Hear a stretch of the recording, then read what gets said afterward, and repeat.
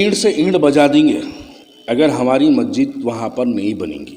میں آپ کو اب کھل کے بول رہا ہوں، جب سے ذرا اخلاق میں بول رہا تھا، ہماری مسجد اگر نہیں بنے گی تو یہ TRS کی حکومت کی اینٹ سے اینٹ بجا دی جائے گی۔ بچوں کا کھیل نہیں ہے۔ ایک شخص جو ہماری مسجد کی شہادت میں ملوث تھا، اس کی موت کا منظر دنیا نے دیکھا۔ میری مراد PV نرسمہا راؤ سے، کہ اس کی موت کا منظر دنیا نے دیکھا۔ تو اگر ہم کمزور ہے بھائی، مسلمان قوم ہندوستان کے اندر بے حد کمزور قوم ہے، اگر ہم کمزور ہے لیکن ہمارا جو رب العالمین ہے اس کی لاٹھی میں آواز نہیں ہوتی۔ مسجد کی شہادت ہوئی، اس کے بعد بابری مسجد کی شہادت کے بعد آپ دیکھیں PV نرسمہا راؤ کو سیاسی سطح سے ہٹا دیا گیا، گمنامی کی زندگی گزارا۔ پھر اس کے بعد موت کی جب اطلاع ملی تو پھر موت کا مناظر بھی تاریخ ہندوستان کے اندر ایک نیا مناظر پیش ہوا۔ تو مسجد کی جب شہادت ہوتی ہے، اس کے اندر جو ملوث ہوتے ہیں، اللہ تعالیٰ ان کو کبھی معاف نہیں کرتا۔ ذلیل و رسوا دنیا میں بھی ہوں گے اور موت کے وقت بھی ہوں گے۔ اگر یہ تلنگانہ حکومت ہماری مساجدیں بننے پر اگر وہاں پر رکاوٹیں پیدائش کی گئی، یقین مانیے حیدرآباد کا مسلمان ابھی اتنا کمزور نہیں ہوا ہے۔ ہم جس دن ٹھان لیں گے اس دن جا کے ہم حیدرآباد کے مسلمان ٹھہر کے مسجد بنا لیں گے۔ ہم کو کوئی حکومت کی جو ہے ہم یعنی تابع نہیں ہے، حکومت بنا کے دی تو بنائیں گے ورنہ نہیں۔ ہم حکومت کے قانون، ان کے آئین پر ہم یقین رکھتے ہیں اور یہ امید رکھتے ہیں کہ یہ حکومت مسلمانوں کے ساتھ ایک جو ناانصافی ہوئی ہے مسجدوں کی شہادت میں، اس کے ساتھ مسلمان جو ہے ہمارا یعنی حکومت ہم مسلمانوں کے یہ جو غلط ہوا ہے اس کو صحیح کر کے دیں گے۔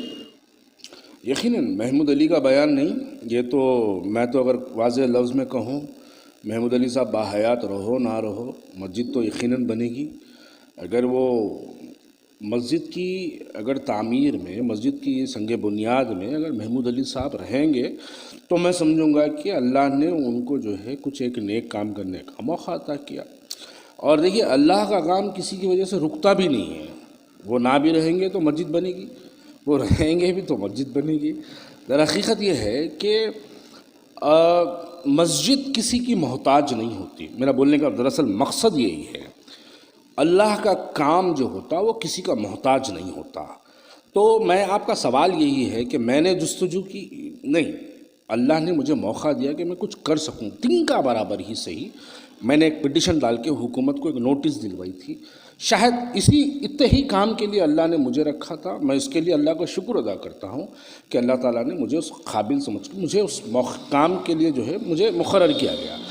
محمود علی صاحب کا بیان میں خیر مقدم کرتا ہوں اس بات کی، مسجد کی سنگ بنیاد یقیناً رکھ دینی چاہیے، کیونکہ مسلمان بہت دیر تک برداشت نہیں کر پاتا۔ اب 1 سال ہونے کو آیا، ہماری مسجدیں شہید ہوئی، اس کے بعد سیکریٹریٹ میں مسجد کی سنگ بنیاد کی بات رکھی گئی۔ پھر محمود علی صاحب کا اس سے پہلے بھی ایک بیان آیا تھا کہ فروری میں سنگ بنیاد رکھی جائے گی۔ پھر اس کے بعد ایک بیان آیا تھا کہ رمضان سے پہلے مسجد کی سنگ بنیاد رکھی گئی تھی۔ تو یہ 2-3 جھوٹے وعدے دیکھنے کے بعد ایک یہ جو چوتھا وعدہ آیا ہے، میرا دل کہتا ہے کہ اللہ اس وعدے پر یعنی مہر لگا دے۔ اس کے آگے اب ہم اور لڑائی لڑنا کا ہم کو جو ہے یعنی میں نے سمجھتا ہوں کہ لڑائی لڑنے کا وقت آئے، کہ ہم چاہتے ہیں کہ جتنی جلدی ہو مسجد کی سنگ بنیاد رکھ دی جانی چاہیے اور مسلمانوں کو ایک اچھا سا پیغام جانا چاہیے کہ سنگ بنیادیں وہاں پر رکھیں۔ اب اس کے اندر سب سے بڑا مسئلہ یہ ہے کہ مسجد کی جو ہے شہادت ہوئی، اس کے بعد جو ہے اس کے بہت سے قانونی لڑائیاں لڑتی گئی، حکومت کے بے حساب جھوٹے وعدے جو ہے حکومت کی طرف سے کیے گئے ہیں۔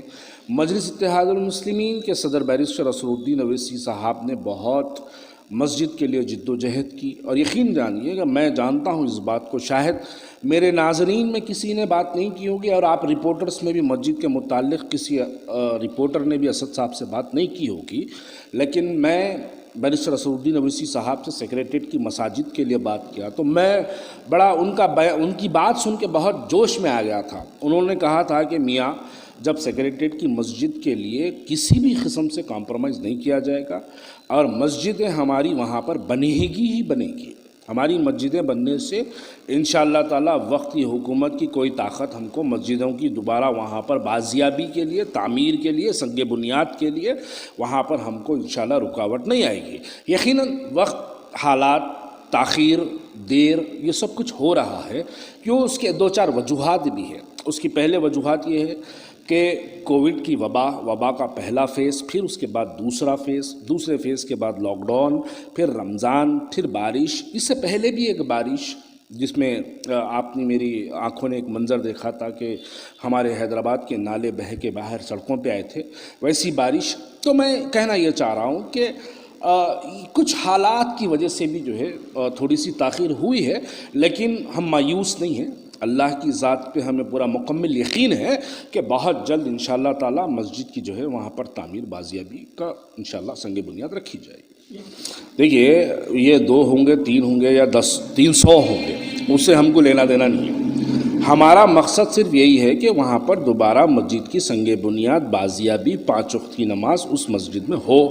میں بھی جب کل نقشہ دیکھا، 3 دن پہلے مسجد کا جب نقشہ دیکھا، یقین مانیے مسجد کا نقشہ دیکھنے کے بعد دل بڑا خوش ہوا کہ مسجد بہت خوبصورت نظر آئی۔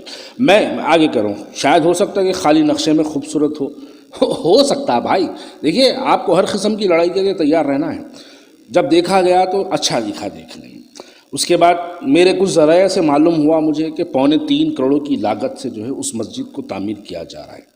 مجھے یہ بھی سن کے بڑی خوشی ہوئی، اور مجھے یہ پتہ چلا کہ اب کچھ ہی دن میں جو ہے سنگ بنیاد رکھی جائے گی۔ چلو اتنے جھوٹے وعدوں کے بعد ایک وعدہ یقین کر کے دیکھ لیتے ہیں۔ اب ہماری جو لیگل لڑائی ہے، جو کورٹ میں جو لڑائی چل رہی ہے مسجدوں کو لے کے، وہ یہ جو ونٹر ویکیشن آیا کورٹ کا اور لاک ڈاؤن ہونے کی وجہ سے، ان چیزوں کی وجہ سے بھی 3 مہینے سے کورٹ کی کارروائی رکی ہوئی ہے۔ کیسز، ایمرجنسی کیسز لیے جا رہے ہیں۔ یقیناً میں مانتا ہوں مسلم شریعت کے حساب سے مسجد ہماری بہت ایمرجنسی میں آنا چاہیے، لیکن قانونی اعتبار سے جو یہ لوگ لیتے ہیں اس کو ایک ایمرجنسی کیس میں لوگ کنسیڈر نہیں کرتے ہیں۔ تو اب ذرا سا وبا کا ماحول ختم ہوگا تو کورٹ اگر کھلے گی اور اس جانب اگر مسجد کی سنگ بنیاد نہیں رکھی جائے گی تو ہمارے پاس ایک آپشن پینڈنگ ہے۔ ہم یقیناً کورٹ میں جا کے دروازہ کھٹکھٹائیں گے، قانونی دروازہ کھٹکھٹائیں گے، اور قانون سے بھی ہم مدد کی طلب کرتے ہیں کہ قانون بھی جو ہے ہماری مدد کرے کہ ہمارے ساتھ جو ناانصافی، ہم مسلمانوں کے دلوں کو ٹھیس پہنچانے والا جو کام ہوا ہے، مسجدوں کی شہادت جو ہوئی سیکریٹریٹ کے اندر، اس کے لیے کورٹ کے دروازہ کھٹکھٹائیں گے۔ اگر ہائی کورٹ نہیں مانتا ہے تو پھر دوبارہ سپریم کورٹ جائیں گے۔